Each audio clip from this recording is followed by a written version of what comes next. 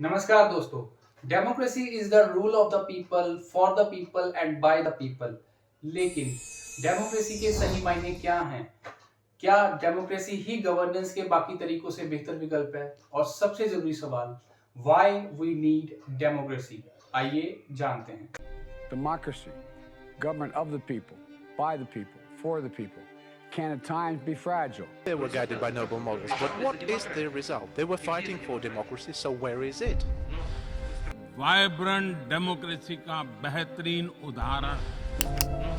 ये तस्वीर है चिली के प्रेसिडेंट सल्वाडोर अलांदे की, जो 11 सितंबर 1973 को ली गई, ठीक उनकी मौत से पहले।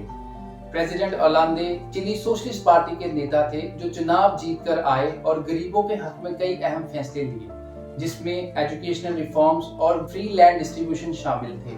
लेकिन अमीर, जमींदार और चर्च को उनकी पॉलिसीज पसंद नहीं आई। नतीजन 11 सितंबर 1973 को होता है आर्मी जनरल पिनोचे द्वारा एक मिलिट्री कू।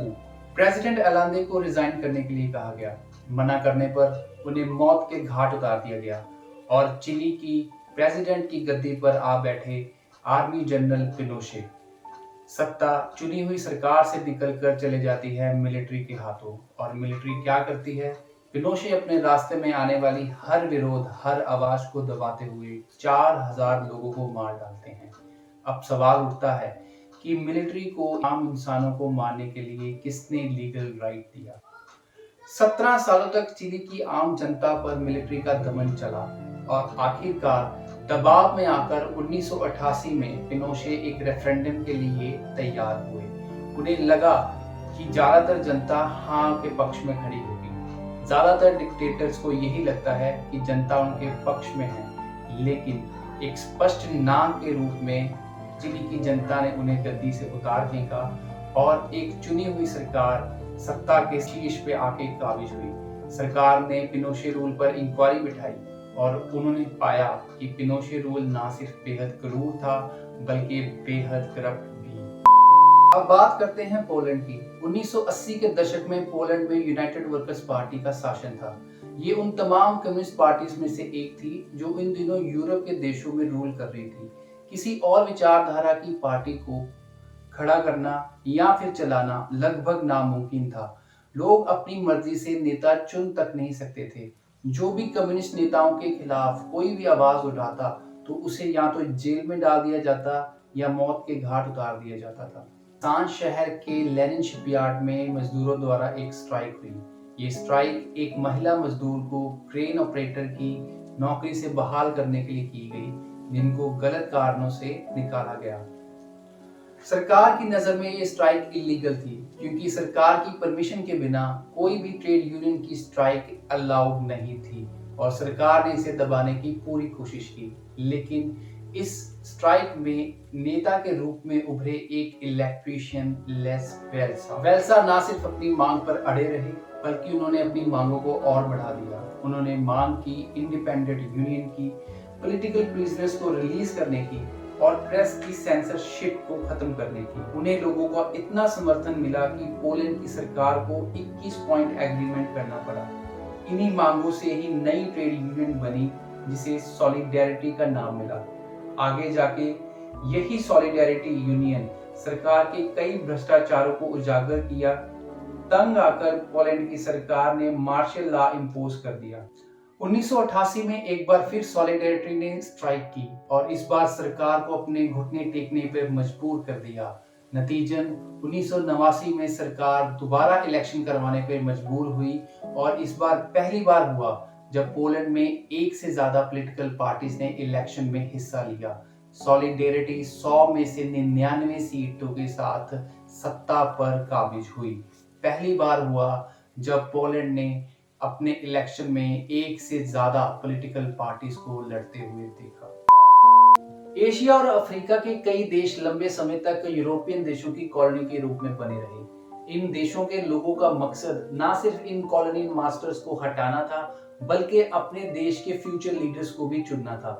सेकेंड वर्ल्ड वॉर के बाद कई देश आजाद हुए और नई डेमोक्रेसीज के रूप में उभरे। कुछ इसी तरह की कहानी है वेस्टर्न अफ्रीका के देश घाना की।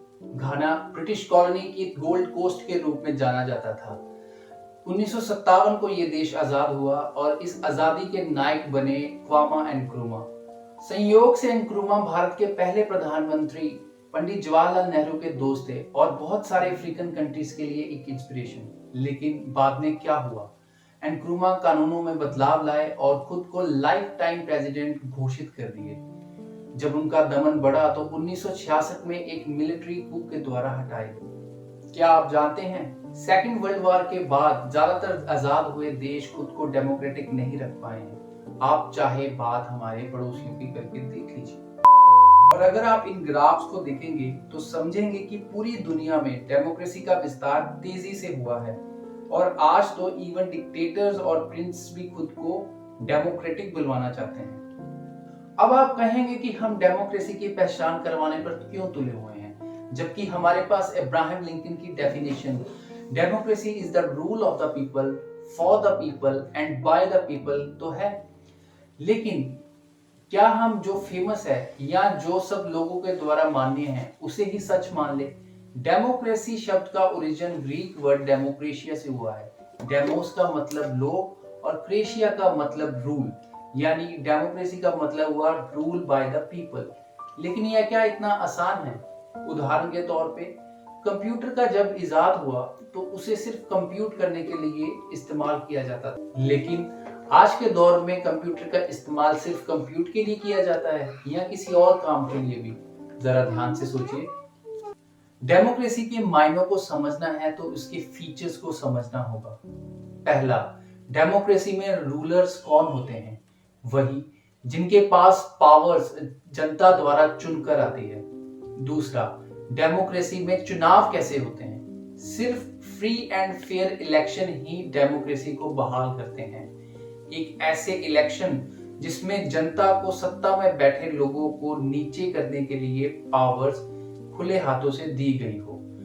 तीसरा, डेमोक्रेसी में कौन लोग होते हैं जो चुनाव में भाग लेते हैं? वैसे आज के दौर में तकरीबन हर देश के हर नागरिक को चुनाव में भागीदार बनाया जाता है, लेकिन एक ऐसा भी दौर था जब महिलाओं को चुनाव में हिस्सा नहीं लेने दिया जाता था। और चौथा और सबसे अहम सवाल, डेमोक्रेसी में पावर का क्या मतलब होता है? डेमोक्रेसी में पावर उस देश के संविधान और नागरिकों के हक तक सीमित होती है, यानी निरंकुश सरकार भी देश की डेमोक्रेसी के लिए खतरा है। और एक सरकार की पावर को सीमित रखने के लिए होने चाहिए कई तरह के इंडिपेंडेंट इंस्टीट्यूट्स, जैसे कि courts, election commission, independent media, human right commission, जो अपने नागरिकों की रक्षा के लिए सरकार के सामने खड़ी हो सके। अब आते हैं मूलभूत सवाल पर, why do we need democracy?